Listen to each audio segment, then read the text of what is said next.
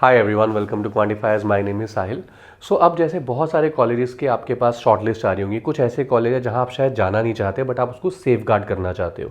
तो वो कॉलेजेस आपको 2 या 4 दिनों की टाइमलाइन देते हैं कि आप फीस जमा करा के अपनी सीट पक्की कर लो।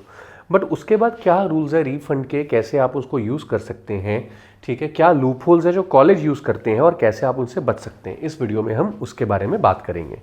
सबसे पहले जो हमारी AICTE की गाइडलाइंस है वो ये कहती है कि आपकी जो प्रोसेसिंग फीस है 1,000 रुपये होती है कॉलेज के अंदर एडमिशन कराने की। तो कॉलेज उसको 1,000 रुपये से ज़्यादा आपकी डिडक्शंस नहीं कर सकता। ये पहली चीज़। 7 डे रूल होता है आपका कि कॉलेज आपको जो है 7 दिनों के अंदर अंदर, आपकी रिक्वेस्ट के 7 दिनों के अंदर अंदर आपको पैसा वापस करेगा।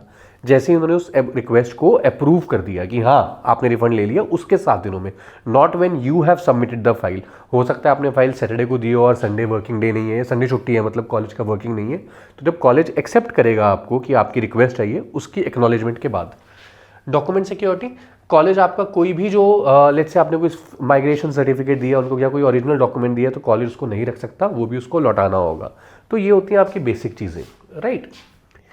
इसके बाद ये है आपके पास AICTE की वो नोटिफिकेशन जिसका लिंक हम डिस्क्रिप्शन में भी डालेंगे, जो आप बाद में यूटिलाइज भी कर सकते हो और कॉलेज को भेज भी सकते हो। वो ये कहता है कि आपके पास अब यहाँ पे उन्होंने 30 सितंबर लिखा हुआ है, 31 अक्टूबर लिखा हुआ है ना, ये हर कॉलेज के लिए अलग होगा। Starting date basically course starting date से 1 हफ्ता पहले तक अगर आप रिफंड लेते हैं तो आप उसको 1,000 रुपया आपको देने पड़ेगा।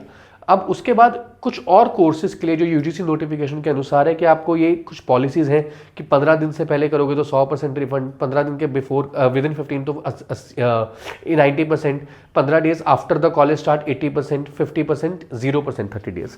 तो ये सब कुछ आपको सेफ गार्ड करने के लिए एक डॉक्यूमेंट दिया गया जिसको आप यूटिलाइज कर सकते हो। बट कॉलेज का हक क्या है वो समझते हैं। अगर आप कॉलेज को कोर्स शुरू होने से पहले कहते हो रिफंड चाहिए मुझे, वो आपका कोई पैसा नहीं काटेंगे 1,000 रुपये के सिवाय।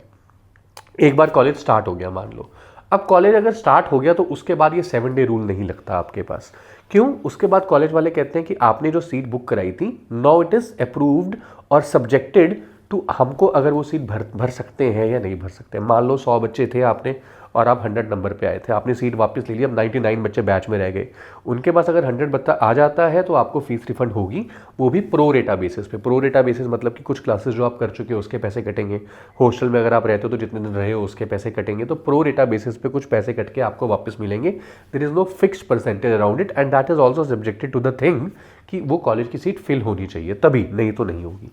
अब इसी बात को एज अ लूप होल कई कॉलेजेस यूज करते हैं, राइट। अब क्या लूप होल है? Early closure technique. कॉलेज वाले अपना कहते हैं कि हमने तो अपना कोर्स जी लेट से 1 जून से शुरू कर देना है, या कॉलेज वाले हम कहते हैं कि हमने अपना कोर्स इस तरीके से शुरू कर देना है, जो कि नॉर्मल बाकी कॉलेज से 15 या 20 दिन जल्दी होता है। इस टेक्निक में आप क्या कर सकते हो कि उनको RTI भेज सकते हो कि भैया मुझे बताओ कि आपका ऑफिशियल स्टार्टिंग क्या है, क्या चीज़ है, मुझे RTI के थ्रू सब कुछ जानना है, कितनी सीट्स भरी है, कितनी सीट्स नहीं भरी। आप कॉलेज के ऊपर RTI लगा सकते हो और उसके लिए वो आपको फिर प्रॉपर प्रोसेस के साथ पैसे वापस देंगे, ठीक है। घोस्ट सीट मतलब क्या होता है कि वो क्या करते हैं, सीट को वैकेंट शो करते रहते हैं। वो कॉलेज को सीट्स बढ़ा दी हमने लेकिन फिर भी आपकी वैकेंट शो की हुई है कि भैया सीट भरी नहीं, तो हम कैसे करें। और उनको कोई नया बच्चा आ रहा है उसको किसी दूसरी कैटेगरी में दे दिया कि डिफेंस कोटा या किसी और कोटे के थ्रू आया है, लेकिन आपकी सीट अभी भी खाली पड़ी है। तो अगेन इस सब का एक ही सॉल्यूशन है, आप कॉलेज से RTI रिक्वेस्ट कर सकते हो कि ठीक है क्या आपके पास सीट। उसके बाद आप क्या क्या कर सकते हो? सबसे पहले आप जो भी डॉक्यूमेंट जिस भी डेट को कुछ भी कर रहे हो, आपको उसका एक प्रॉपर ईमेल वेरिफिकेशन करना है। अपने पास डॉक्यूमेंटेशन सब कुछ संभाल के रखनी है ताकि कोई भी चीज़ कहीं पे गुम ना हो, सब कुछ डॉक्यूमेंट होना चाहिए। RTI जब आप चाहो यूज़ कर सकते हो। डिमांड लेटर, जो अगर आप कहते हो कि यार कॉलेज वाले नहीं भेज रहे तो आप उनको प्रॉपर डिमांड लेटर भेज सकते हो। और अगर सब कुछ काम नहीं करता तो आपको जो AICTE की सेंट्रलाइज सपोर्ट है उसको मेल कर सकते हो। अगर आप ये करते हो तो कॉलेज के ऊपर सैंक्शंस भी लग सकते हैं, राइट। तो this is the last option you can use. अब जो अच्छे कॉलेजेस होते हैं, 4 IMI डिसेंट कॉलेजेस हैं ये आपके, इनकी सीट्स भर जाती हैं तो कॉलेज से पहले अगर आप रिक्वेस्ट करते हो तो ये कर देते हैं। IIMs वगैरह इन सब में प्रोसेस बड़ा स्मूथ रहता है। But there are some let's say Tier 3 3.5 colleges, I won't take any name, ठीक है। तो वो क्या करते हैं, एक केस कुछ टाइम पहले आया था, मैं कॉलेज का नाम दे रहा, वो कॉलेज गुड़गांव और चेन्नई दोनों में है, तो शायद आप यहाँ से समझ जाओगे, राइट। तो उससे क्या होता है भाई कि वो कहते कि आपने हमारा कोर्स शुरू हो गया, इससे पहले तो हम आपकी सीट भरेंगे नहीं, या वो नहीं भरेंगे, या ये नहीं करेंगे, उसके लिए वो आपकी रिफ़ंड को रोक रहे थे।